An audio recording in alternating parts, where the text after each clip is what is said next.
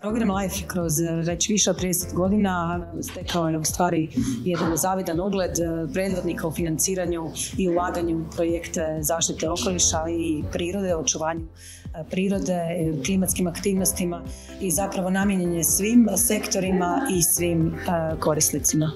Bavimo se zaštitom prirode i u biti ovaj program je točno to što zaštiti prirode u Hrvatskoj treba. Omogućava da održimo sve naše rezultate i da ih repliciramo kasnije na neka druga područja osim zaštite okoliša.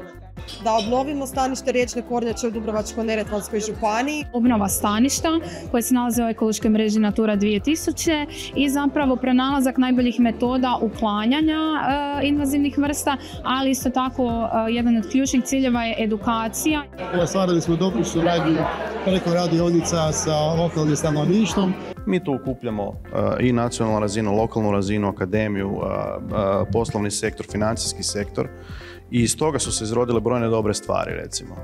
Dakle, pomoći prirodi da se obnovi, zaštititi gdje nismo dovoljno zaštićeni, na kopnu je tu fokus na 10% stroge zaštite, na moru nam je fokus ostvariti onih 30%.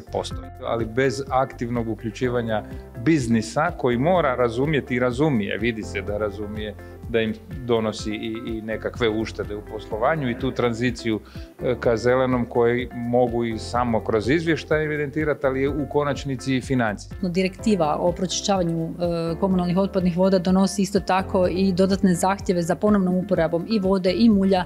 Kao što smo vidjeli, tu isto tako postoji određeni prostor za nekakve projekte o kojima možete razmisliti. Do onoga što nam donose nekakve direktive i ti noviteti, znači nešto što nas je recimo Europski zeleni plan gurnuo da moramo obaviti, zapravo dolazimo do toga da nam LIFE daje evo tu platformu zapravo gdje možemo onda to i doista provesti.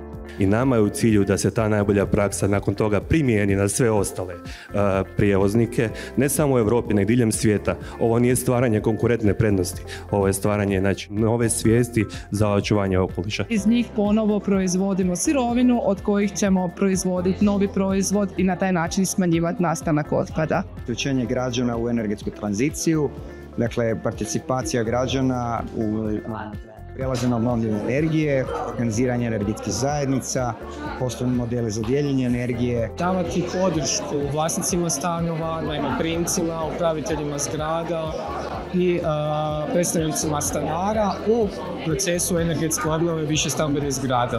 We have quite a good experience with networking and extending the funding opportunity and finding a new projects. Ono što primjećujemo zadnjih godina je da u stvari taj energetski sektor posredno, recimo tako, ulazi u LIFE programe. Sve više pisama potpore se traži od nas, sve više dobrih projekata koji su vezani i uz energetiku i uz ostale aspekte LIFE-a se osmišljava i naravno jedan dobar dio tih projekata je sad već i financiran. Osiguravaju da se manje kapacitete i resursa troši na administrativne potrebe, a da se onda više troši u konkretne aktivnosti vezane za sam projekt. Očekujemo uštedu od nekih 1 gigawatt sat godišnje, što je ušteda u CO2 od nekih 240 tona. LIFE nam omogućava da zaposlimo mlade ljude, da oni uđu u sustav, da ih kroz projekt educirate, razvijate i da na kraju projekta imate mladog stručnjaka koji je gotovo u potpunosti sam sposoban. I dobili smo iznimno puno znanstvenih podataka koje smo i tijekom projekta publicirali. A ja sam isto otkrio da je moguće provoditi znanost, čak i vrhunsku znanost kroz LIFE projekte. Mi prijavljamo 11 projekata. Dakle, naše iskustvo ukratko sa programom LIFE je izvrsno, izuzetno smo zadovoljni. Suradnja sa partnerima u Hrvatskoj, na europskoj razini, ali i sa institucijama unutar Hrvatske je isto veliki plus. Moramo skupiti puno podataka u Hrvatskoj iz raznih institucija, znači i o poljoprivrednom zemljištu, šumskom zemljištu, ali i o drugim načinima upotrebe zemljišta, akvakultura i sl. Isto tako mi želimo tu gomilu podataka koje dobijemo staviti na raspolaganje. Zaista je prekrasan program koji nije teško provoditi. To je jedno prekrasno iskustvo, fleksibilan mehanizam kojeg je šteta ne iskoristiti. LIFE je najbolji. Uspjeli smo spasiti risove u Hrvatskoj pomoću njega. Life je jedan brand, to je jedna obitelj gdje se zbilja osjećate ugodno kad uđete u to. Ministarstvo zaštite okoliša i zelene tranzicije kao nacionalna kontakt točka ima za cilj pomoći svim prijaviteljima, zainteresiranim korisnicima, objasniti programska pravila, pomoći u prijavi, pomoći u razredi ideje i evo, stojimo na raspolaganju za svaki kontakt.